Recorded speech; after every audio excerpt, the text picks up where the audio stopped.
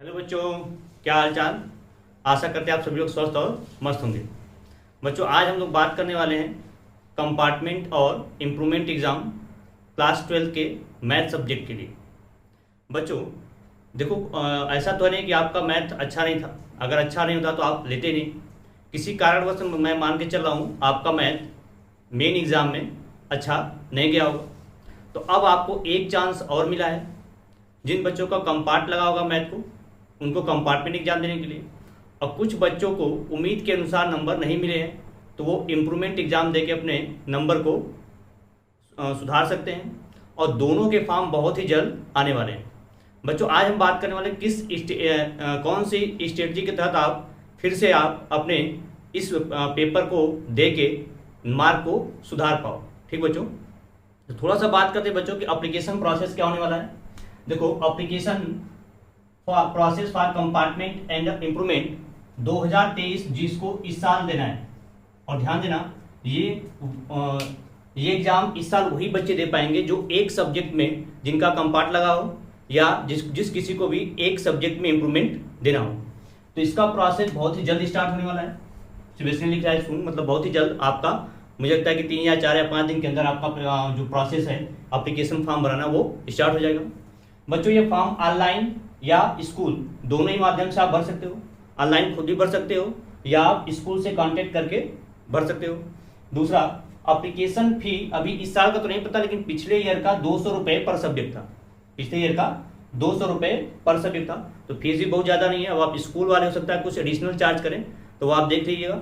बाकी अगर सीबीएसई के गाइडिंग देखोगे तो 200 रुपये पर सब्जेक्ट है। बच्चों, एग्जाम डेट जो है वो भी बता चुका है सीबीएसई कि 1 जुलाई ऑफ वीक, ठीक है, जुलाई के पहले ही सप्ताह में आपका एग्जाम हो जाएगा। बच्चों, लेवल कैसा होगा एग्जाम का? लेवल जैसा आपका बोर्ड एग्जाम का लेवल था वैसा ही होगा। इसमें न तो बहुत हार्ड आएंगे न तो बहुत इजी आएंगे। बोर्ड के जो बोर्ड में जो एग्जाम का लेवल रहता है उसी टाइप का लेवल इसमें आपका रहने वाला है। बच्चों देखो, एक चीज ध्यान देना कि केस ऑफ इम्प्रूवमेंट में अगर आप इम्प्रूवमेंट एग्जाम दे रहे हो और मान लो किसी कारणवश आपका फिर से मैथ में मार्क कम आ गया, तो अब बात आती है कि कौन सा मार्क लिया जाएगा, जो पहले ज़्यादा था या ये वाला। तो हमेशा ध्यान देना कि इम्प्रूवमेंट के केस में आपका बेस्ट ऑफ 2 कंसीडर किया जाता है। बेस्ट ऑफ 2 का मतलब अगर आपने पहले अच्छा मार्क लेके आया है तो वही मार्क कंसीडर किया जाएगा, ये वाला मार्क कंसीडर नहीं होगा। और अगर अब वाला आप लेके आओगे अच्छा, तो ये वाला मार्क आपको कंसीडर किया जाएगा। ठीक बच्चों, ये ध्यान देना। और रिजल्ट जो है एग्जाम के कुछ ही सप्ताह के अंदर आपका रिजल्ट आ जाता है। बहुत तेज प्रोसेस होता है क्योंकि बच्चों को कहीं कहीं एडमिशन लेना पड़ता है, तो इसलिए रिजल्ट आपका विद इन फ्यू वीक आपका रिजल्ट आ जाने वाला है।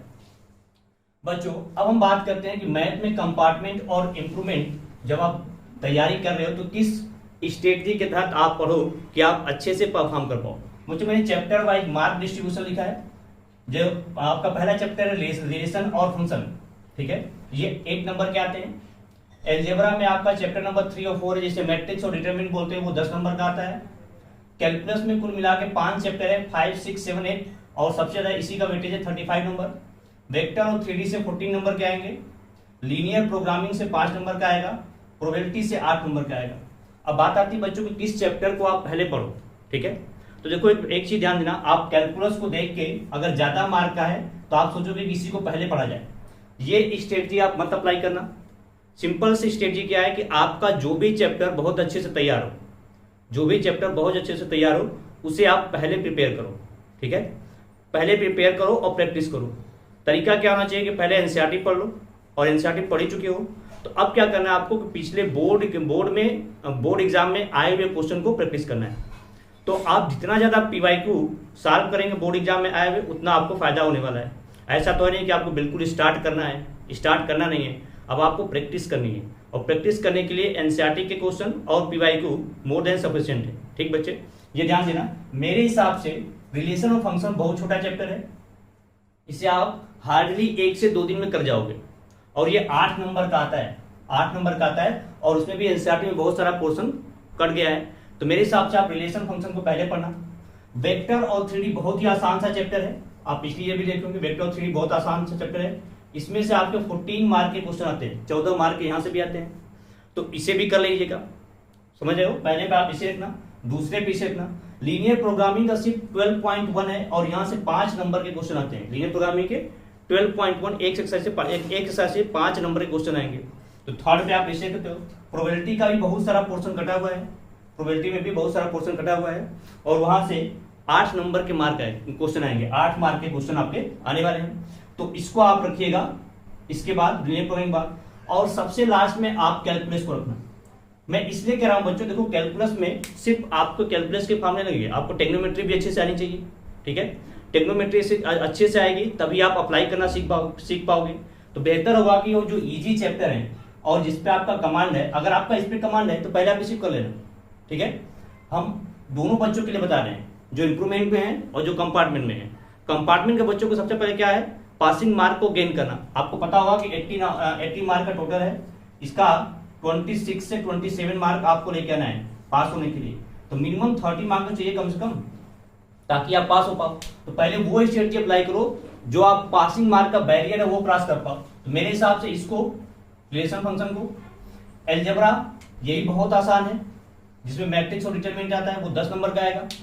ये चैप्टर और ये चैप्टर ध्यान से देखो, 14 8 22 नंबर हो गया, 10 ये 32 नंबर, 5 ये 37 नंबर, और 37 और 8 कितना हो गया, 45 नंबर।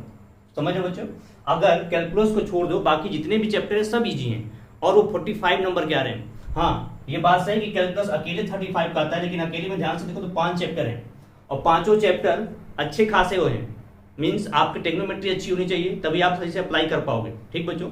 तो आप इसी स्ट्रेटजी के साथ पढ़ना, और मैं तो ये कहता हूँ कि आपका जो भी चैप्टर खूब अच्छे से तैयार हो, उसे पहले आप प्रिपेयर करो, उस पर खूब अच्छे से प्रैक्टिस करो, ताकि ये आपको हो जाए कि हाँ मैं इस चैप्टर से कोई भी क्वेश्चन आएगा तो कर लूंगा, ठीक बच्चों। तो आशा करता हूँ बच्चों आने वाला एग्जाम आप लोग के लिए अच्छा हो, सुखद हो। Best of luck for all of you. मिलते हैं नेक्स्ट वीडियो।